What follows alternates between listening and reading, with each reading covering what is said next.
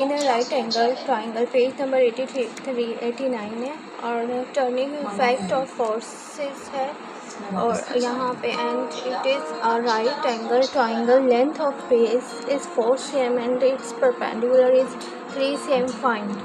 First part है length of hypotenuse, second sine theta, third cos theta, fourth और tan theta. We know the law of progress, so we do it and use this formula in mathematics. सी हम find कर लेते हैं to हमें base and base perpendicular and hypo. अगर hypotenuse हमें given है और तो हम सी इक्वल टू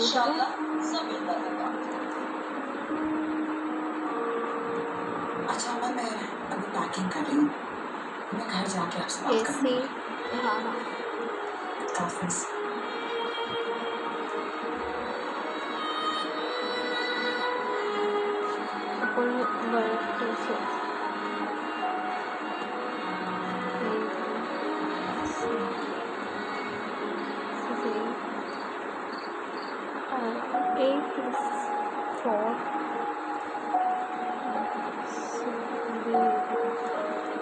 डायग्राम बनाते हैं। अगर हमें we know that progress theorem fourth matric class में हमने ये 9th 8th क्लास से स्टूडेंट सीनियर और junior now opposite vertices A C is equal to hypotenuse है अननोन बताया यहाँ पे बेस जो है base is equal to 3 cm opposite vertices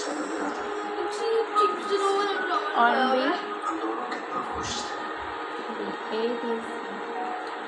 A is given है 4, बी इज गिवन है 3। सो फॉर्मूला है प्रोग्रेस से कि अगर हमें 2 साइड्स गिवन हो तो थर्ड साइड हम C square is equal to A square plus B square से फाइंड करें। अंडर रूट क्या है 5c is equal to 5 sine theta as we know perpendicular upon hypotenuse पे 4 गिवन है 5 हमने फाइंड कर लिया 5 cm फाइंड किया लगा। इसे यहाँ मेजर कर लें।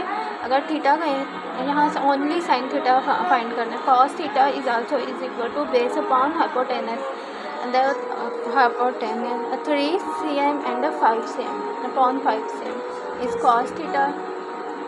Tan theta is equal to perpendicular upon base 4 by 3 cm. So the tan theta is equal to perpendicular upon base 4 by 3.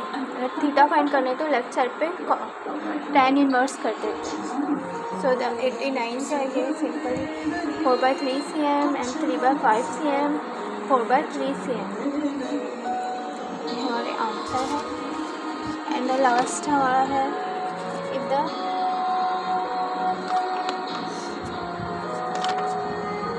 Page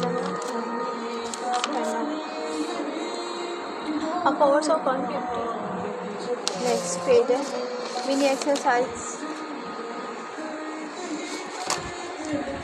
A force of 150 Newton can loosen a nut when applied at the end of the spanner 10 cm long.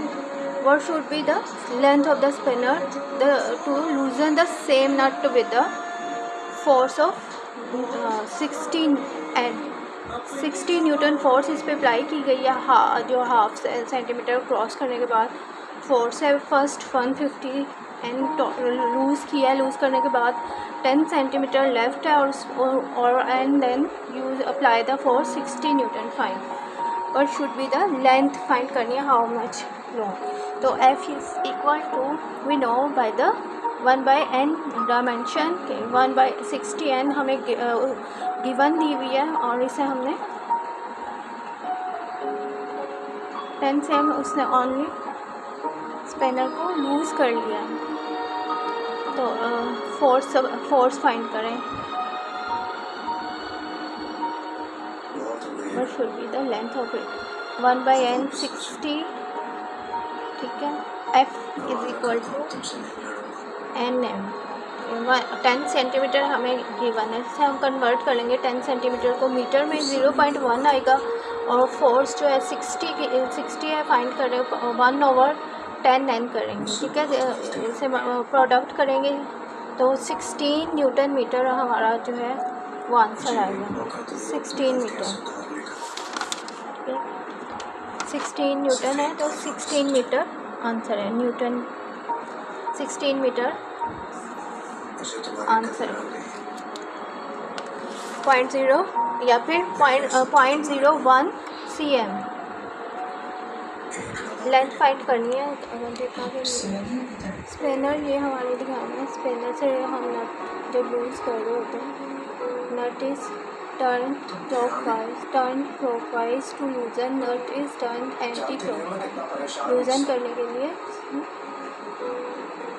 Anti clockwise and tight करने के लिए clockwise rotate करते हैं। How force लगाते हैं, how much force would be sufficient to loosen it, force with a 6 centimeter long spinner, 6 centimeter long spinner है, इस पर फोर्स लगानी है, डिस्टेंस फाइंड करनी है, स्क्रू का 10 सेंटीमीटर लॉन्ग है spinner. How much force would be sufficient to loosen it if it a 60 centimetre long spinner.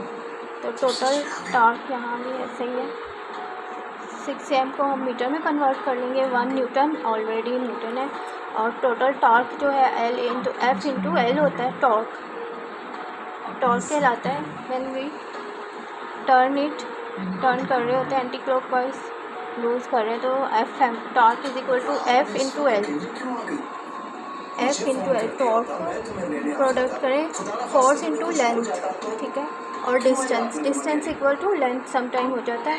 So we will torque is equal to 1 newton force product of the 1 metre length और distance. तो cm में हमें given है, 100 पे से divide करेंगे, 0.0 metre into 1 newton force, torque is equal to 0.06 metre. ये हमारे आंसर 2 एक्सरसाइज।